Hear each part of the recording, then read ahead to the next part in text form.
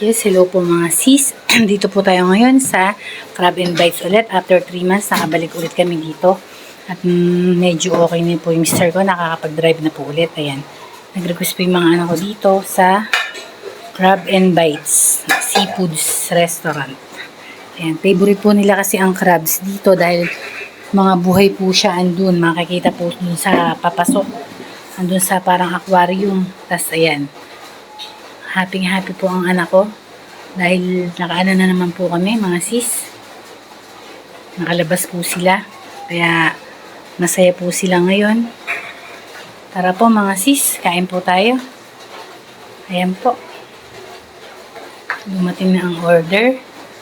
Yan po yan, bali dalawang order ng set yan.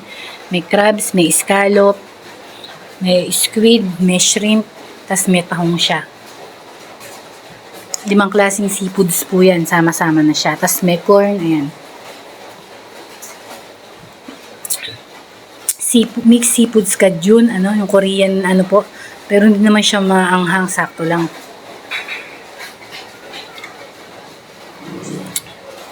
Ayan po. Ang bunso ko kasama.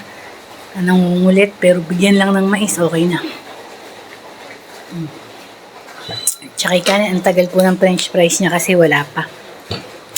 Kain po tayo mga sis. Ngayon lang ulit nakalabas kasama ang buong pamilya. After almost 3 months kasi nga po na-opera yung asawa ko nung nakaraan. Kaya medyo talagang kahit yung pag-upload ko po nun, ang tagal ko pong hindi nakapag-upload, naging updated po sa mga post ko. Ngayon na lang po ulit. Itong week lang po na to and last week lang po ulit ako naging updated dito sa YT. Sa awa po ng Panginoon, medyo nagpapalakas na yung asawa ko. Ayan po. Kaya tayong lahat mga sis, health is wealth po. Talagaan natin mabuti mga sarili natin. Napakahirap po ng may sakit. Di bali na nga, ang sabi nga po, di bali nang wala kang pera, basta't wala lang may sakit sa pamilya mo o sa mga mahal mo sa buhay. Ganon. Totoo po yun sis. Di bali ng simpleng pamumuhay, basta't normal lang na alang may sakit sa mga mahal mo sa buhay. Okay po yung ganun kasi sanay naman tayong nakakaraos sa hirap at ginhawa. Sanay po tayo dyan, kahit saan tayo pwede tayo, importante malusog po. Yun lang po ang dasin ng bawat isa sa atin. Alam po naman po ganun din po kayo para sa pamilya ng mga sis. Ayan po, lakas kumain ng katabi ko si yung ditche, yung anak ko pong isa yan. Ayan o, medyo nagutom. Sabi ko nga sa kanila,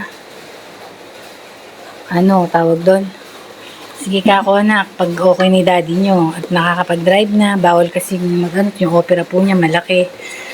Sige ka ako, nung medyo okay na po yung daddy niya, makulit, tinry na, ayan, nakitang nag-drive. Daddy, tayo, pinagbigyan naman po yung mga bata, kawawa rin po pag hindi nalalabas. Ayun po mga sis. Kahit ako po mga sis, ang laki ng pinayat ko. Ngayon na lang ulit ako nagbabawi ng ng kain. Sobra pong stress, pagod, pag-iisip. Kaya ang nawala pong timbang sa akin almost 9 kilos. From 84 po, from 74 mga sis, naging lang ako, naging 65 point something.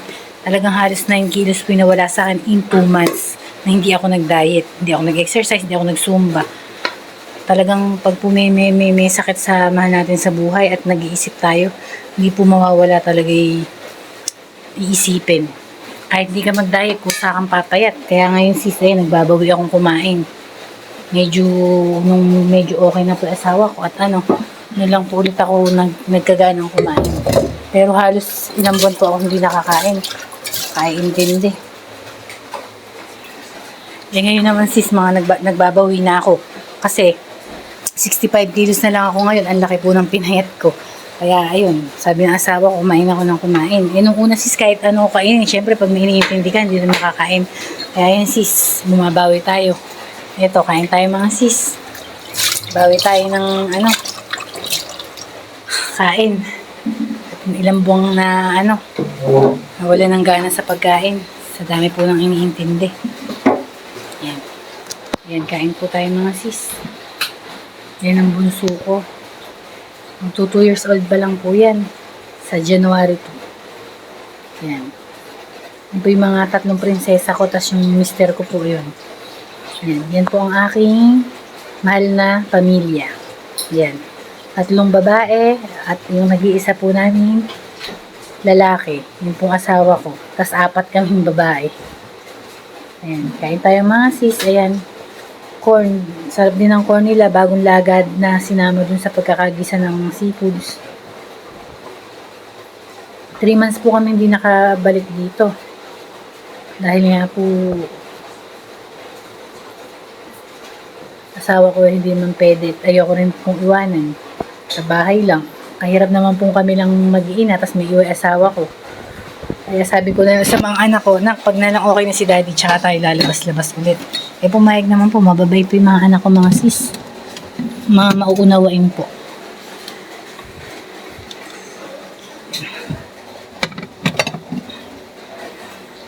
Mga sis, umuulan na naman. May bagyo na naman po mga sis. Ingat po tayo. Ang bagyo na naman po nakaano na naman po.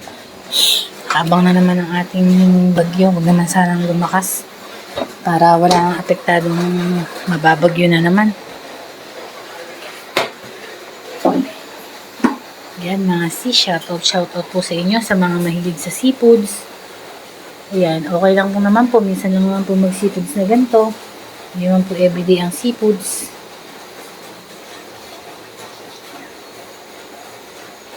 Ayan po yung anak ko, ang daming hipon na nakain.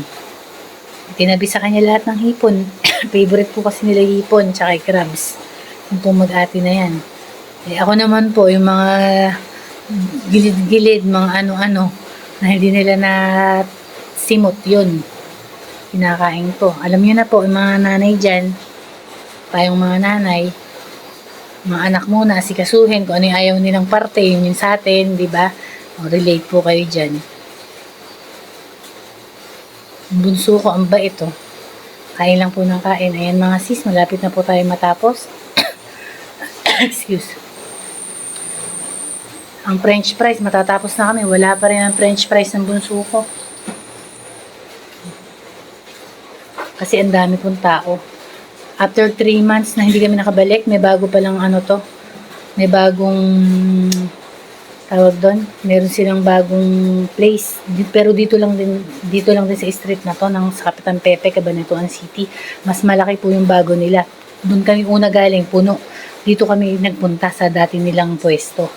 Pero ano lang, mga ilang ano lang, ayun na din pwesto nila. Kumuha sila ng bago sa sobrang daming customer po mga sis.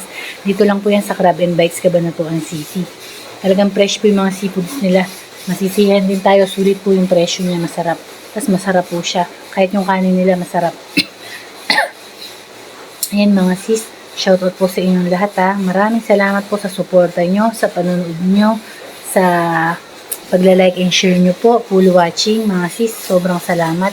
Asahan nyo mga sis, ganun din po ako sa inyo. Full watching, like and share, no skipping ads, lalo po din sa mga ano na natin, monetize.